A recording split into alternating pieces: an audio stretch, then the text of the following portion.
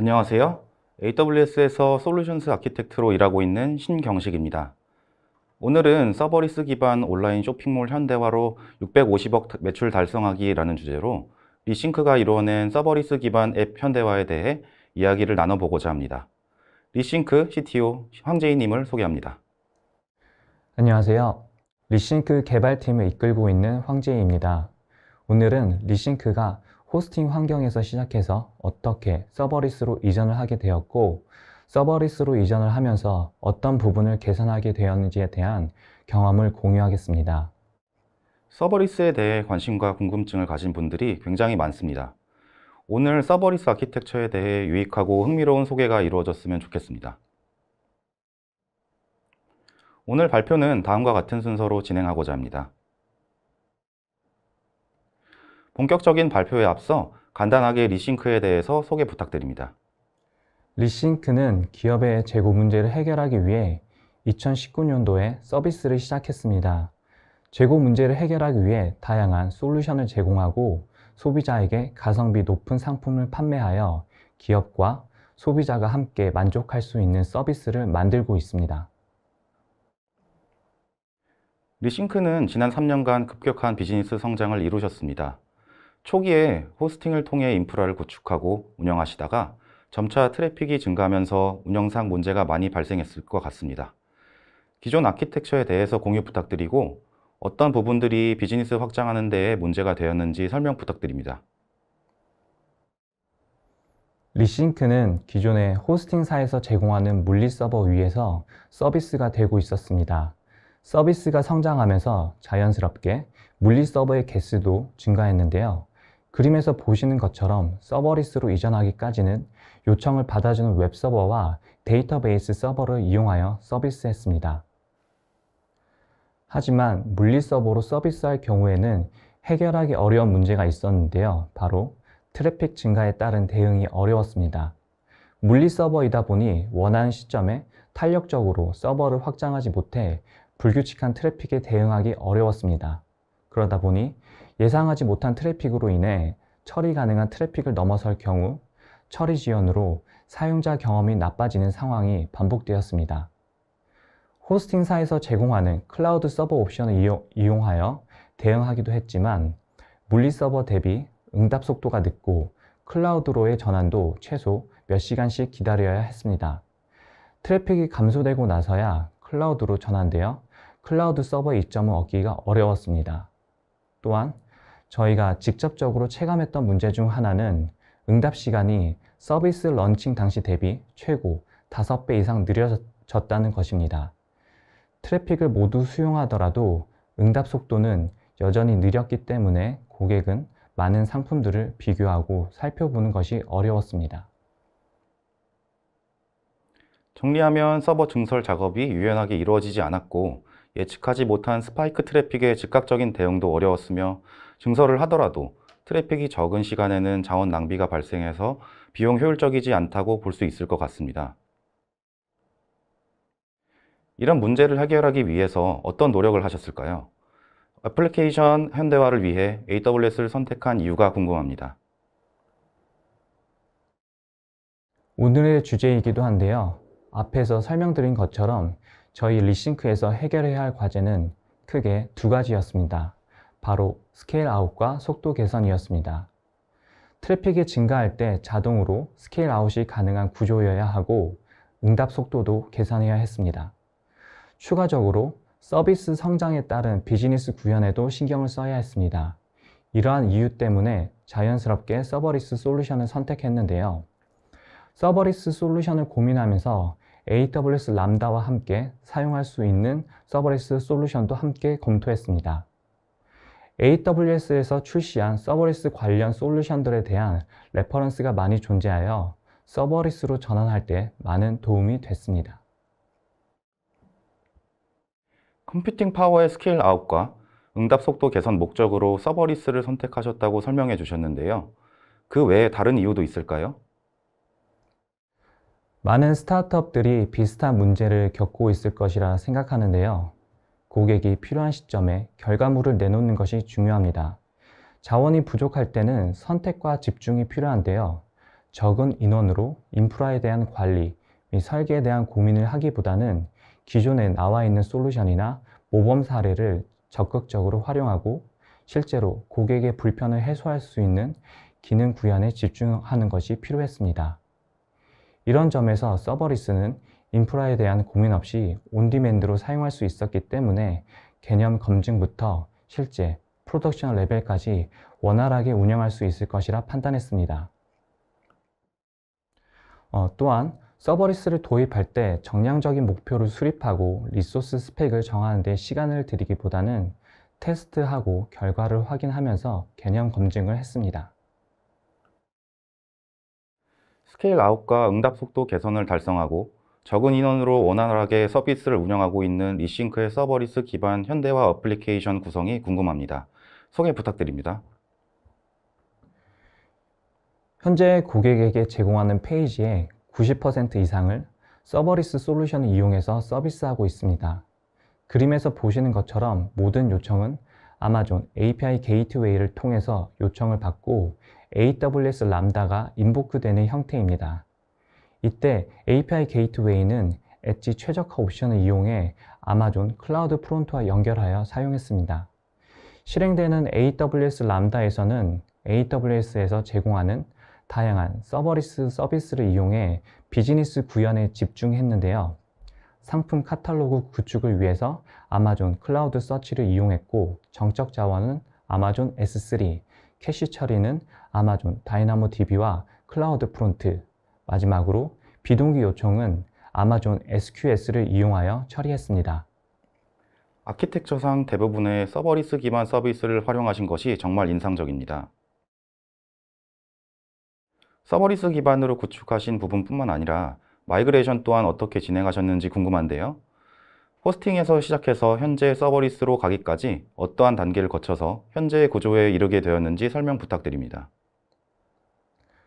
서버리스로의 마이그레이션 단계는 크게 세 단계로 구분 지을 수 있습니다. 정적 자원을 먼저 아마존 S3에 마이그레이션하고 비즈니스 로직을 AWS 람다를 이용하여 REST API로 대체했습니다. 마지막으로 뷰 레이어를 AWS 람다로 마이그레이션 했습니다. 점진적으로 고도화를 진행하신 부분이 인상적입니다. 단계별로 마이그레이션 과정을 설명 부탁드립니다. 먼저 아마존 S3로 마이그레이션 하는 과정을 설명드리겠습니다.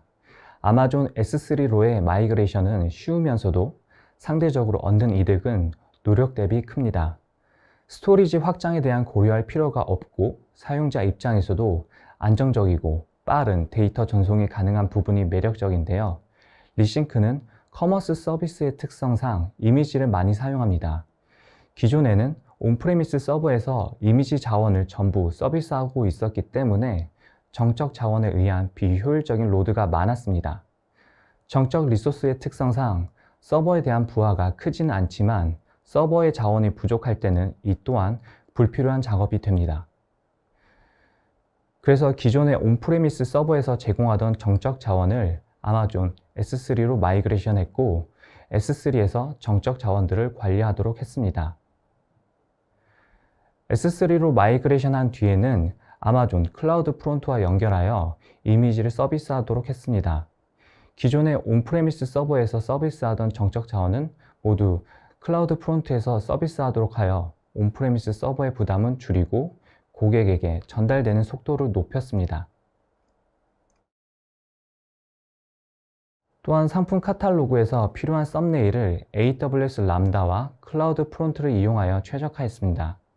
예를 들어서 A라는 상품의 너비가 500픽셀인 썸네일을 요청할 때 클라우드 프론트에서 해당 썸네일을 캐싱했는지 확인 후 썸네일이 캐싱되어 있지 않으면 클라우드 프론트는 AWS 람다에 썸네일을 요청합니다. 요청을 받은 람다는 아마존 S3의 이미지를 읽고 썸네일을 생성하여 클라우드 프론트에 전달합니다. 이후에 동일한 사이즈의 썸네일을 요청하면 클라우드 프론트에 캐싱되어 있기 때문에 빠른 응답으로 썸네일을 제공할 수 있습니다. 즉, 그림에서 보시는 것처럼 이후에 동일한 요청은 오리진에 도달할 필요 없이 클라우드 프론트에 캐싱되어 있는 결과를 받기 때문에 고객에게 전달되는 이미지 전송 속도가 개선되고 아마존 S3의 용량도 효율적으로 처리할 수 있게 됩니다. AWS 람다를 활용해서 이미지 리사이징을 구현하시고 아마존 클라우드 프론트의 정적 자원들을 캐싱해서 서비스하신 게 핵심이군요. AWS 람다를 비즈니스 로직 구현에도 사용하셨을 텐데 설명 부탁드리겠습니다. 마이그레이션 할 때 비즈니스 레이어와 뷰 레이어를 한꺼번에 진행하면 검증이 어려울 것이라 판단했습니다. 그래서 비즈니스 레이어를 먼저 분리하는 작업을 진행했는데요. 이때 우선순위를 두었던 부분은 구현하기 쉬우면서 고객에게 임팩트를 크게 줄 수 있는 것이었습니다. 기존의 온프레미스 서버는 비즈니스 레이어와 뷰 레이어를 모두 처리했습니다. 사용자의 요청이 서버로 들어오면 웹서버는 요청을 분석하여 비즈니스 로직을 수행 후에 그 결과를 뷰 레이어에게 전달하는 구조였습니다. 이를 개선하고자 리싱크는 고객 관점에서 임팩트가 큰 부분을 우선순위로 정렬하고 단계별로 비즈니스 로직에 대응하는 API를 AWS 람다로 구현하기 시작했습니다. 만들어진 API는 온프레미스 서버에서 API로 호출하여 온프레미스는 뷰를 담당하고 비즈니스 로직은 AWS 람다가 담당하는 형태로 개선시켰습니다. 뷰 로직에서는 API 결과를 받아서 HTML 형태로 렌더링하여 고객에게 서비스했습니다. 고객 관점에서는 뷰 로직을 그대로 사용하기 때문에 시스템에 대한 변경 여부를 인지하지 못합니다. 정리하면 온프레미스 서버에서는 뷰 로직을 담당하고 AWS 람다에서는 비즈니스 로직을 담당하여 각자의 역할을 분리하였습니다. 이렇게 변경한 것만으로도 이미 두세 배 이상의 응답 속도 향상이 있었습니다. 추가적으로 얻는 이점은 온프레미스 서버는 비즈니스 로직의 역할을 수행하지 않음으로써 서버의 부하가 대폭 줄어들어 더 많은 트래픽을 수용할 수 있었습니다. 마지막으로 처리한 부분은 뷰 레이어를 AWS 람다로 이전하는 것이었습니다. 리싱크에서 서비스되는 페이지들은 서버 사이드 렌더링을 통해서 이뤄집니다. 그래서 뷰 렌더링을 할 때 서버의 역할이 필요한데요. 렌더링 또한 AWS 람다를 이용하여 처리했습니다. 그림에서 보시는 것처럼 모든 요청은 AWS 람다에서 소화되고 뷰 로직에 필요한 데이터는 비즈니스 로직을 담당하는 AWS 람다에 요청하여 처리하고 있습니다. 이를 간단하게 정리하면 그림과 같습니다. 뷰 레이어와 비즈니스 레이어 전부 람다를 이용하여 서비스하고 있습니다. 이렇게 작성을 하면 추후에 요즘 많이 언급되는 엣지 컴퓨팅을 이용해서 뷰 레이어를 서비스하더라도 비즈니스 로직은 그대로 사용할 수 있기 때문에 재사용성이 높아지고 급격한 트래픽 증가에도 대응할 수 있는 구조가 되었습니다. AWS 람다를 활용하고자 하는 고객분들에게 참고가 될 만한 구체적인 팁을 설명해 주신 것 같습니다. 많은 도움이 될 것 같습니다. AWS 람다를 통해서 대부분의 페이지를 서비스하고 계시는데요. AWS 람다가 실행되는 과정에 대해서도 구체적으로 설명 부탁드리겠습니다. 현재 리싱크는 크게 두 개의 AWS 람다를 사용하고 있습니다. 아마존 API 게이트웨이에 대응되는 AWS 람다와 아마존 SQS에 대응되는 AWS 람다가 있습니다. 일반적인 모든 웹 요청은 아마존 API 게이트웨이를 통해서 AWS 람다가 실행되는 형태입니다. 이때 아마존 API 게이트웨이가 실행되는 조건은 any로 설정하여 모든 요청을 하나의 AWS 람다가 처리하고 있습니다. 즉, 상품 검색, 상품 상세 등 어떠한 요청이 들어와도 실행되는 AWS 람다는 하나입니다. AWS 람다에서는 요청받은 URL을 패턴 매칭을 통해서 해당하는 컨트롤러가 실행되고 응답 결과를 리턴합니다. 이러한 형태를 모놀리스 람다라고 부르는데요. 이렇게 관리했을 경우에 이점은 하나의 AWS 람다만을 관리하기 때문에 관리하기 쉬운 이점이 있습니다. 또한 하나의 람다로 처리하기 때문에 상대적으로 AWS 람다가 콜드 스타트로 전환되는 경우가 줄어들게 됩니다. AWS 람다를 접할 때 마이크로 서비스를 우선적으로 고려하게 되는데요. 비즈니스 볼륨에 맞춰서 마이크로 서비스 형태가 좋을지 모놀리스가 좋을지 고민하면 좋을 것 같습니다. AWS 람다를 통해서 오토 스케일링을 해결했다면 응답 속도의 향상은 어떻게 해결하셨는지 궁금합니다. 아마존 클라우드 서치를 활용해 상품 풀을 구축하고 상황에 맞게 아마존 다이나모 DB와 아마존 클라우드 프론트를 캐시로 활용하여 해결했습니다. 상품 풀 구축에 대한 아이디어가 궁금한데요. 아마존 클라우드 서치 사례가 흔하지 않은데 어떻게 사용하셨는지 궁금합니다. 리싱크에서의 응답 속도 지연 현상의 원인은 명확했습니다. 커머스 서비스의 특성상 다양한 형태의 상품 카탈로그 구현이 필수인데요. 예를 들어서 고객 개인화 추천 상품 카탈로그, MD가 큐레이션하는 상품 카탈로그 등 다양한 형태의 상품 카탈로그 제공이 필요합니다. 기존에는 상품 정보가 담겨있는 RDB를 이용해서 상품 카탈로그를 구현했습니다. 하지만 각 카탈로그별로 필요한 정보가 다르고 쿼리 등이 달라지다 보니 RDB에서 처리해야 하는 쿼리의 복잡도가 점점 높아졌습니다. 복잡도가 높아지면서 자연스럽게 쿼리의 유지보수 비용 또한 증가하게 되고 결과값을 추출하는 데이터 쿼리 비용도 증가했습니다. 상품 풀 구축 이후에 어떠한 효과가 있었는지 궁금합니다. 기존의 RDB를 통해서 상품 카탈로그를 제작할 경우에는 카탈로그 구현에 불필요한 데이터 패치뿐만 아니라 비효율적인 테이블 조인 연산도 많았습니다. 저희는 상품 카탈로그 구현에 필요한 데이터를 인덱싱하여 상품 풀에 저장하고 필요한 상품 카탈로그는 모두 이 상품 풀을 이용하여 가져오도록 했습니다. 기존에는 이를 RDB에서 수행했으나 클라우드 서치로 이관함으로써 RDB의 부하도 더욱 줄어들었습니다. 아마존 클라우드 서치 상품 인덱싱은 어떠한 형태로 이용하셨나요? 커머스에서 생성되는 상품 정보는 주로 MD에 의해서 생성되기 때문에 인덱싱이 필요한 시점이 명확했습니다. MD에 의해서 상품 정보가 변경되거나 또는 주문이 많아서 상품이 품절되는 등의 시점을 이벤트로 지정하여 이벤트가 발생했을 때 다시 상품 인덱싱을 하였습니다. 이때 인덱싱은 비동기 형태로 이뤄지게 되는데요. 비동기 처리 또한 람다를 이용해서 처리하게 됩니다. 그림에서 보시는 것처럼 상품 등록, 수정, 품절 등의 상태 변경 이벤트가 발생하면 아마존 SQS에 인큐되고 람다가 트리거됩니다. 이때 인덱싱 처리가 실패되는 케이스는 별도의 로그 수집을 통해서 예외 상황을 처리하고 있습니다. 클라우드 서치를 이용해 상품 풀 구축 후 RDB에서 수행하던 복잡한 쿼리 등이 상당 부분 사라졌습니다. 반대로 상품 카탈로그에 대한 쿼리도 정말 단순해졌는데요. 그 결과 필요한 상품 카탈로그에 대한 구현 속도도 개선되어 비즈니스 구현을 더욱 빠르게 고객에게 선보일 수 있었습니다. 상품 풀을 구축했을 뿐만 아니라 캐시 레이어의 도입으로 많은 성능 향상이 되었다고 하셨는데 설명 부탁드리겠습니다.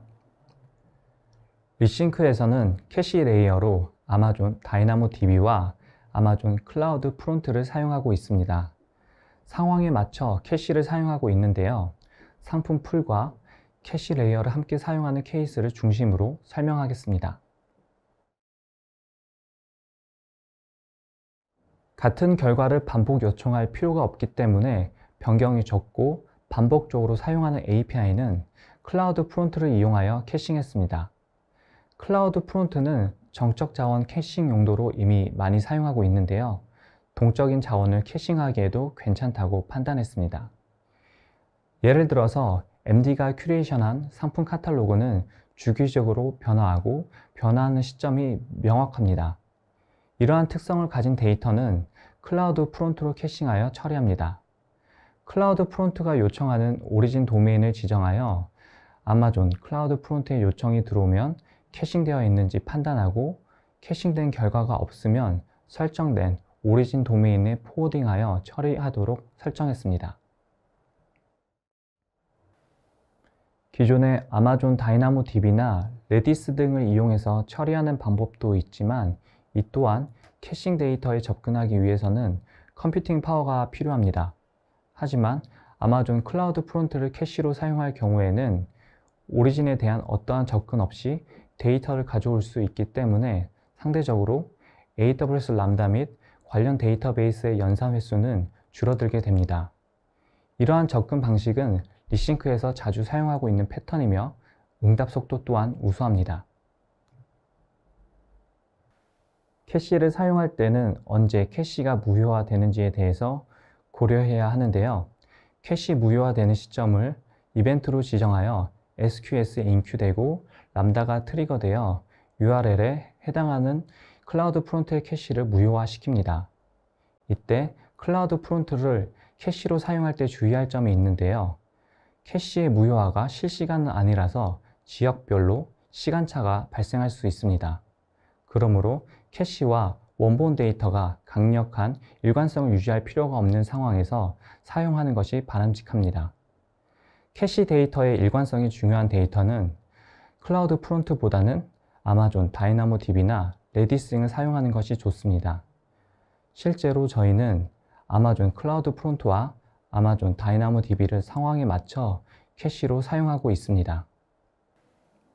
일관성이 얼마나 중요한 데이터인지에 따라 캐싱 처리 방식을 고민해 봐야겠군요.